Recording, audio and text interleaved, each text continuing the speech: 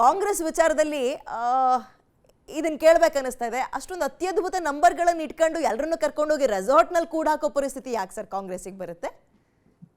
ಅದೇ ಒಂದು ಸೋಜಿಗದ ವಿಚಾರ. ಈಗ ಅಧಿಕೃತವಾದ ಕಾಂಗ್ರೆಸ್ಸಿನ ಹೇಳಿಕೆ ಏನಪ್ಪಾ ಅಂದ್ರೆ, ನಾವು ಶಾಸನ ಸಭೆಯ ಕಾಂಗ್ರೆಸ್ ಲೆಜಿಸ್ಲೇಟಿವ್ ಪಾರ್ಟಿ ಮೀಟಿಂಗ್ ಅನ್ನ ವಂಡರ್ಲಾ ಎಂಬ ರಿಸಾರ್ಟ್ ಅಲ್ಲಿ ಕರೆದಿದ್ದೇವೆ ಅಂತ. ಶಾಸನ ಸಭೆಯ ಬಹಳ ಅತ್ಯಂತ ಮುಖ್ಯ ಮತ್ತು ಮಹತ್ತರ ಕೆಲಸ ಏನಪ್ಪಾ ಅಂದ್ರೆ ಮುಖ್ಯಮಂತ್ರಿನ ಆಯ್ಕೆ ಮಾಡೋದು. ಆ ಮುಖ್ಯಮಂತ್ರಿನ ಆಯ್ಕೆ ಮಾಡೋ ಸಭೆಯನ್ನ ಇವರು ವಿಧಾನಸೌಧದಲ್ಲಿನೇ ಕರೆದಿದ್ರು. ಅಷ್ಟು ಮುಖ್ಯವಾದ ಕೆಲಸಕ್ಕೆ ವಿಧಾನಸಭೆಯಲ್ಲಿ ಸಭೆ ಕರೆದಾದ್ಮೇಲೆ ಇದೊಂದು MLC ಮತ್ತು ಪರಿಷತ್ತಿನ ಚುನಾವಣೆಗೆ, ರಾಜ್ಯಸಭಾ ಚುನಾವಣೆಗೆ ಮತದಾನ ಮಾಡೋದಕ್ಕೆ ಒಂದು ಖಾಸಗಿ ರಿಸಾರ್ಟ್ ಅಲ್ಲಿ ಯಾಕೆ ಸಭೆ ಕರಿಬೇಕು ಅಲ್ವಾ? ಅದರ ಅರ್ಥ ಏನು? ಎಲ್ಲ ಒಂದು ಕಡೆ ಭೀತಿ ಇದೆ. ಒಂದು DK ಶಿವಕುಮಾರ್ ಅವರಿಗೆ ಒಂದು ಮಟ್ಟದ ಸಂಶಯ ಇದೆ. ಯಾಕೆ ಇತ್ತೀಚೆಗೆ ಪಕ್ಷದಲ್ಲಿ ಅನೇಕ ಶಾಸಕರು ಮತ್ತು ನಾಯಕರು ಮಾತಾಡೋ ರೀತಿ ಇದೆಯಲ್ಲ, ಅದು ಅಷ್ಟು ಆತ್ಮವಿಶ್ವಾಸ ತುಂಬುವಂತ ರೀತಿಯಲ್ಲಿ ನಡ್ಕೊಳ್ತಾ ಇಲ್ಲ ಅವರು. ಅದು ಜಬೀರ್ ಅಹಮದ್ ಖಾನ್ ಆಗಿರ್ಲಿ, ಮತ್ತೆ ಬೇರೆ ಬೇರೆ ಶಾಸಕರಾಗ್ಲಿ, ಇತ್ತೀಚೆಗೆ ಜಾರಕಿಹೊಳಿ ಅವರು ಮಾತಾಡುವ ದಾಟಿ ನೋಡಿದ್ರು ಕೂಡ ಏನಾಗಿದೆ, DK ಶಿವಕುಮಾರ್ ಒಂದು ಧೈರ್ಯ ಕೂಡ ಇದೆ. ಏನು ಅಂದ್ರೆ, ಈಗ ಇಷ್ಟು ಸಂಖ್ಯೆಯ ಮತಗಳಲ್ಲಿ ಅವರಿಗೆ ಒಂದು 135 ಮತ ಏನಿದಾವೆ, ಅದರಲ್ಲಿ second preference candidate second preference ಹಾಕಿದ್ರು ಕೂಡ ಗೆಲ್ಲೋ ಸಾಧ್ಯತೆ ಇರ್ತದೆ.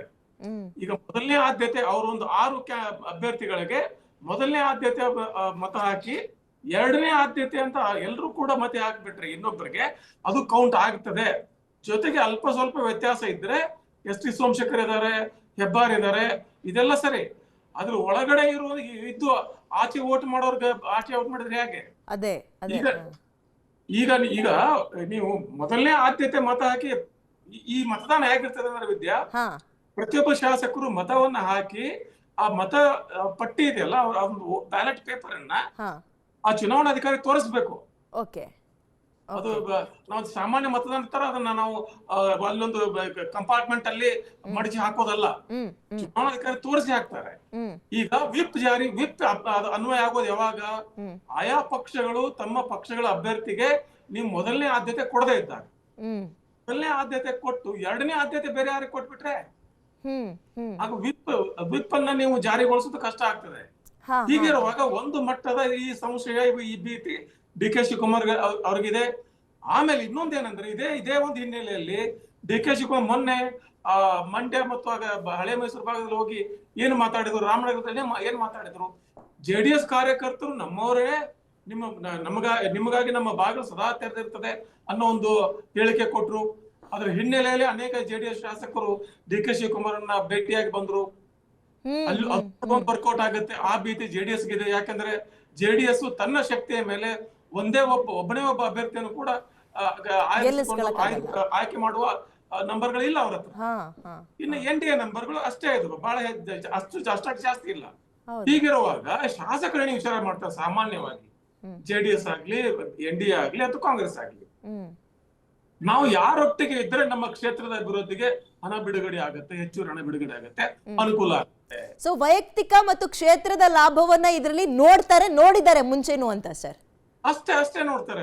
ಅದ್ರ ಆಚೆ ಯಾಕಂದ್ರೆ ಈ ಒಂದು ಚುನಾವಣೆ ಈ ರಾಜ್ಯದ ಕಾಂಗ್ರೆಸ್ ಸರ್ಕಾರದ ಪರ್ಫಾರ್ಮೆನ್ಸ್ ನ ಮೌಲ್ಯಮಾಪನ ಅಲ್ಲ, ರಾಜ್ಯ ಸರ್ಕಾರದ ರೀತಿ ನೀತಿಗಳು, ಇದರ ಆಡಳಿತ ವೈಖರಿ ಮೇಲೆ ಒಂದು ಕಮೆಂಟ್ರಿ ಅಲ್ಲ. ಇದೆಲ್ಲ ಮಾಡೋದಕ್ಕೆ 2028 ಚುನಾವಣೆ ಇದೆ. ಈಗ ಏನಿದ್ರು ಆಯಾ ಶಾಸಕರು ತಮಗೆ ಏನ್ ಅನುಕೂಲ ಆಗ್ತದೆ, ವೈಯಕ್ತಿಕವಾಗಿ ಆಗ್ಲಿ ಅಥವಾ ಕ್ಷೇತ್ರದ ಅನುದಾನದ ವಿಚಾರದಲ್ಲೇ ಆಗ್ಲಿ, ಇಷ್ಟನ್ನ ಮಾತ್ರ ವಿಚಾರ ಮಾಡ್ತಾರೆ. ಜೊತೆಗೆ ಒಂದು ಮಟ್ಟದ ಭೀತಿ, ಈ ಕೆಲವು ಪಕ್ಷದ ಆಂತರಿಕ ಅಸಮಾಧಾನಗಳಿಂದಾಗಿ ಕ್ರಾಸ್ ವೋಟಿಂಗ್ ಆಗ್ಬಿಟ್ರೆ ಹೇಗೆ ಅನ್ನೋ ಒಂದು ಭಯ. ಅದಕ್ಕೋಸ್ಕರನೇ ವಂಡರ್ಲಾದಲ್ಲಿ ನೀವ್ ಹೇಳಿದಂಗೆ ಚಿಕ್ಕ ಮಕ್ಕಳನ್ನ ಪಿಕ್ನಿಕ್ ಕರ್ಕೊಂಡಂಗೆ ಹೋಗಿ ಅಲ್ಲಿ ಊಟ ಎಲ್ಲ ವ್ಯವಸ್ಥೆ ಮಾಡಿ, ಈಗ ರಾತ್ರಿ ಬೀಗ ಹಾಕೊಂಡ್ಬಿಡ್ತಾರೆ ವಂಡರ್ಲಾ ರಿಸಾರ್ಟ್. ಗೊತ್ತಿಲ್ಲ ನಿಮ್ಗೆ? ಬೀಗ ಹಾಕ್ಬಿಡ್ತಾರೆ. ಆಚೆವ್ರು ಆಚೆ ಹೋಗಂಗಿಲ್ಲ, ಆಚೆವ್ರು ಈಚೆ ಬರಂಗಿಲ್ಲ. ಕಿತ್ತಿಟ್ಕಂತಾರಂತೆ, ಹೌದಾ ಸರ್? ಫೋನ್ ಎಲ್ಲ ಇಸ್ಕೊಳ್ತಾರಂತೆ, ಹೌದಾ? ಫೋನಲ್ಲಿ ಏನ್ ಇಸ್ಕೊಳ್ತಾರೋ ಏನ್ ತಗೊಳ್ತಾರೋ ಫೋನಲ್ಲಿ ಮಾತಾಡ್ಕೋಬಹುದು, ಬಟ್ ಫೋನ್ ಸ್ವಿಚ್ ಆಫ್ ಮಾಡಿಸ್ತಾರೆ. ಎಲ್ಲ ಫೋನ್ಗಳು ಇವತ್ತು ಸಂಜೆ ಎಲ್ಲ ಫೋನ್ ಸ್ವಿಚ್ ಆಫ್ ಆಗುತ್ತೆ, ರಿಸಾರ್ಟ್ ಬಾಗಿಲಿಗೆ ಬೀಗ ಆಗುತ್ತೆ, ಒಳಗಡೆನೆ ಎಲ್ಲರೂ ಇರ್ತಾರೆ, ಅವ್ರಿಗೆಲ್ಲ ಒಳಗಡೆ ಎಲ್ಲ ವ್ಯವಸ್ಥೆ ಆಗಿರ್ತದೆ. ಒಟ್ಟ ಶೇಮ್ ಅನ್ಸುತ್ತೆ ಸರ್ ಒಂದೊಂದ್ಸಲ ನಾವು ಆರ್ಸ್ ಕಳಿಸಿರುವ ನಾಯಕರುಗಳು ಹಿಂಗಾದಾಗ.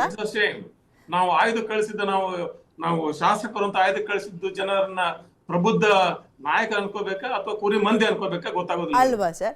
ಸರ್ ನನಗೆ ಇನ್ನೊಂದು, ಈ ಟಾಸ್ಕ್ ಅಂತ ಬಂದಾಗ ಡಿ ಕೆ ಶಿವಕುಮಾರ್ ಈ ರೆಸಾರ್ಟ್ ಪಾಲಿಟಿಕ್ಸ್ ನಲ್ಲಿ ಅಥವಾ ಈ ಟ್ರಬಲ್ ಶೂಟರ್ ಅಂತ ಅನಿಸ್ಕೊಳ್ಳೋದ್ರಲ್ಲಿ ಎತ್ತಿದ ಕೈ. ಈಗ ಅವರದ್ದೇ ಲೀಡರ್ಶಿಪ್ ನಲ್ಲಿ ತಮ್ಮ ಓಟ್ಗಳು ಆ ಕಡೆ ಹೋಗ್ದಲ್ಲೇ ಇರೋ ರೀತಿ ನೋಡ್ಕೊಂಡು ರೆಸಾರ್ಟ್ ಪಾಲಿಟಿಕ್ಸ್ ನ ಗೆಲ್ಲಿಸ್ಕೊಳ್ಳೇಬೇಕಾದ ಅನಿವಾರ್ಯತೆ ಅಂತ ನಾವು ಹೇಳ್ಬೋದಾ ಈ ಪರಿಸ್ಥಿತಿಲಿ ಇದನ್ನ? ಹೌದೌದು, ಯಾಕಂದ್ರೆ ರಿಸಾರ್ಟ್ ಪಾಲಿಟಿಕ್ಸ್ ಅನ್ನ ಶುರು ಮಾಡಿದ್ದು ಡಿ ಕೆ ಶಿವಕುಮಾರ್ ಅಲ್ಲ, ಅದನ್ನ ಶುರು ಮಾಡಿದ್ದು ಕುಮಾರಸ್ವಾಮಿ ಅವರು. ಇದೇ ಜಮೀರ್ ಅಹಮದ್ ಖಾನ್ ಅವರ ನ್ಯಾಷನಲ್ ಟ್ರಾವೆಲ್ಸ್ ಬಸ್ ಅನ್ನು ತೆಗೆದುಕೊಂಡು ಹೋಗಿ ರಿಸಾರ್ಟ್ ಹೋಗಿದ್ರಲ್ಲಿ 2007 ಹೀಗಾಗಿ ರಿಸಾರ್ಟ್ ರಾಜಕಾರಣ now it has become one of the political tools. ಆದ್ರೆ ಡಿ ಕೆ ಶಿವಕುಮಾರ್ ಅವ್ರಿಗೆ ಈಗ ಒಂದು ಟಾಸ್ಕ್ ಅನ್ನೋದಕ್ಕೆ, ತಾನು ಮುಖ್ಯಮಂತ್ರಿ ಆದ ಮೇಲೆ ತನ್ನ ಜೊತೆಗೆ ಎಲ್ಲ ಶಾಸಕರನ್ನು ಹಿಡಿದಿಟ್ಟುಕೊಳ್ಳುವಂತ ತಾಕತ್ತು ಇದೆ ಅಂತ ಹೈಕಮಾಂಡ್ ಗೆ ತೋರಿಸ್ಬೇಕು. ಹಿಂದೆ ಎಲ್ಲ ಟಾಸ್ಕ್ ಅನ್ನು ಅವರು ಈಡೇರಿಸಿದ್ದಾರೆ.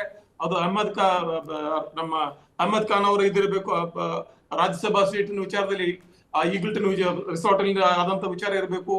ಆಮೇಲೆ ಇವರು ಯಾವ್ದೋ ಡಿಸ್ಪ್ರೊಪೋರ್ಷನಲ್ ಅಸೆಟ್ ಕೇಸಲ್ಲಿ ಗಾಂಧಿ ಕುಟುಂಬದ ರಕ್ಷಣೆ ಮಾಡಿದ್ದಿರಬಹುದು. ಕೊನೆಗೆ ಮೊನ್ನೆ 2023 ಚುನಾವಣೆ ಎಲ್ಲವನ್ನೂ ಈಡೇರಿಸಿದ್ದಾರೆ. ಆದ್ರೆ ಮುಖ್ಯಮಂತ್ರಿ ಆದ ಮೇಲೆ ಏನಿತ್ತು, ಮುಖ್ಯಮಂತ್ರಿ ಆಗೋದಕ್ಕೆ ಡಿ ಕೆ ಶಿವಕುಮಾರ್ ಅವರಿಗೆ ಶಾಸಕರ ಬೆಂಬಲ ಇಲ್ಲ ಅನ್ನೋ ಒಂದು ಮಾತಿತ್ತು. ಮತ್ತು ಮುಖ್ಯಮಂತ್ರಿ ಆದ ಮೇಲೆ ರಾಮಲಿಂಗಾರೆಡ್ಡಿ, ಕೃಷ್ಣ ಬೈರೇಗೌಡ, ಜಾರಕಿಹೊಳಿ, ಜಮೀರ್ ಖಾನ್ ಇವರೆಲ್ಲ ಏನೇನೋ ಮಾತಾಡಿದ್ದಾರೆ ಬಹಿರಂಗವಾಗಿ. ಈಗ ಅದೆಲ್ಲ ಎಲ್ಲಿ ಈಗ ಧಕ್ಕೆ ತರ್ತದೋ ಅನ್ನೋ ಒಂದು ಭೀತಿ ಇದೆ. ಅದೆಲ್ಲವನ್ನು ಮೀರಿ ಡಿ ಕೆ ಶಿವಕುಮಾರ್ ಗೆದ್ದು ಬಿಟ್ರೆ ಮತ್ತೆ ಅವರು ಟ್ರಬಲ್ ಶೂಟರ್ ಅನ್ನೋ ಬಿರುದನ್ನ ಅಲಂಕರಿಸಬಹುದು, ಗಟ್ಟಿಗೆ ಮಾಡ್ಕೊಳ್ತಾರಂತ. ಸರ್, ನನ್ಗೆ ಇನ್ನೊಂದು ಪ್ರಶ್ನೆ. ಕಾಂಗ್ರೆಸ್ನವರು ಒಬ್ಬ ಎಕ್ಸ್ಟ್ರಾ ಕ್ಯಾಂಡಿಡೇಟ್ ಅನ್ನ, JDS ಕೂಡ ಒಬ್ಬ ಎಕ್ಸ್ಟ್ರಾ ಕ್ಯಾಂಡಿಡೇಟ್ ಅನ್ನ ಹಾಕೊಂಡಿದ್ದಾರೆ. ಇನ್ ಕೇಸ್ ಕಾಂಗ್ರೆಸ್ ಗೆಲುವಾಯ್ತು ಅಂತ ಅನ್ಕೊಳ್ಳೋಣ, JDS ಇದು ತೀರಾ ಮುಖಭಂಗ ಅಂತ ಕನ್ಸಿಡರ್ ಮಾಡ್ಬೋದಾ? ಅಬ್ಸಲ್ಯೂಟ್ಲಿ. ಈಗ ಏನಾಗುತ್ತೆ, ಈಗ ನಂಬರ್ ಇಲ್ಲ ಅಂತ 7ನೇ ಕ್ಯಾಂಡಿಡೇಟ್ ಗೆ ನಂಬರ್ ಇಲ್ಲ ಅಂತ ಕಾಂಗ್ರೆಸ್ ಗೊತ್ತಿದೆ, ಒಬ್ಬ ಕ್ಯಾಂಡಿಡೇಟ್ ಗೆ ನಂಬರ್ ಇಲ್ಲ ಅಂತ JDS ಗೊತ್ತಿದೆ, 3ನೇ ಅಭ್ಯರ್ಥಿಗೆ ನಂಬರ್ ಇಲ್ಲ ಅಂತ ಬಿಜೆಪಿ ಗೊತ್ತಿದೆ. ಆದ್ರೂ ಕೂಡ ಯಾಕೆ ಕ್ಯಾಂಡಿಡೇಟ್ ಹಾಕ್ತೀರಿ? ನಮ್ಮ ಮತಗಳು ನಮ್ಮಲ್ಲೇ ಉಳಿಲಿ ಅಂತ. ಸೋತ್ರು ಸರಿ, ನಮ್ಮ ಮತ ನಮ್ಮಲ್ಲೇ ಉಳಿಲಿ ಅಂತ. ಆದ್ರೆ ಶಾಸಕರ ಲೆಕ್ಕಾಚಾರ ಏನಿರ್ತದೆ, ಸುಮ್ಮನೆ ಸೋತು ಬಿಟ್ರೆ ಪ್ರಯೋಜನ ಏನು? ಒಂದು 4 ಕಾಸಿನ ಪ್ರಯೋಜನ ಆದ್ರೆ ಏನ್ ನಷ್ಟ? ಏನಾಗುತ್ತೆ, ಈಗ ಯಾವುದೇ ಪಕ್ಷದ ವಿಪ್ ಇದೆಯಲ್ಲ, ಅದು ಮೊದಲನೇ ಆದ್ಯತೆ ಮತಕ್ಕೆ ಮಾತ್ರ ಸೀಮಿತವಾಗಿರ್ತದೆ.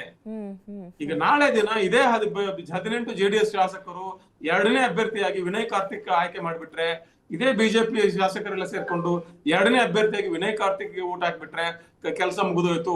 ಯಾಕಂದ್ರೆ ಕಾಂಗ್ರೆಸ್ ಅಲ್ಲಿ ಈಗ ಅನೇಕ ಬಹಳಷ್ಟು ನಂಬರ್ ಆಗ್ಲೇ ಇದಾವೆ.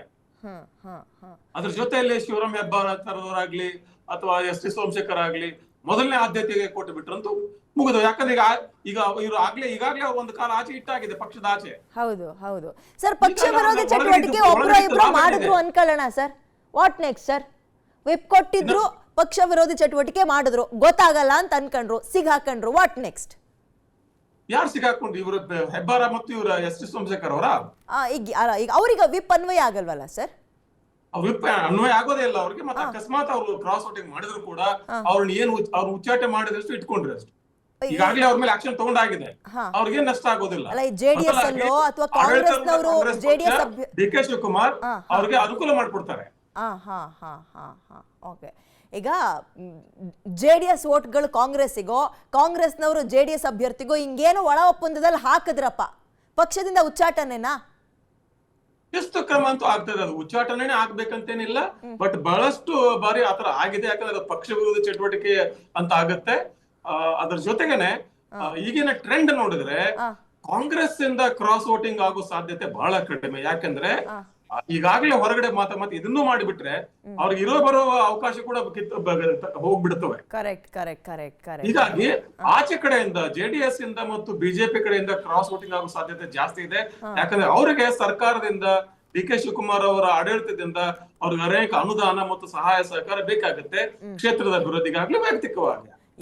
ಹೀಗಿರುವಾಗ I don't think there is much of a threat as far as Congress is concerned. But even though ಈಗಿದ್ರೂ ಕೂಡ ಅವರು ವಂಡರ್ಲಾದಲ್ಲಿ ಶಾಸನಸಭೆಯನ್ನ CLP ಮೀಟಿಂಗ್ ಅನ್ನು ಕರೆದಿರೋದು ಸ್ವಲ್ಪ ಸಂಶಯಾರ್ಹನೆ. Okay anyway, thank you so much sir. ಇಷ್ಟೊತ್ತು ನಿಮ್ಮ ಸಮಯವನ್ನು ನಮ್ಮ ಜೊತೆ ಕೊಟ್ಟಿದ್ದಕ್ಕೆ ಬಹಳ ಅದ್ಭುತ ವಿಶ್ಲೇಷಣೆ. Thank you.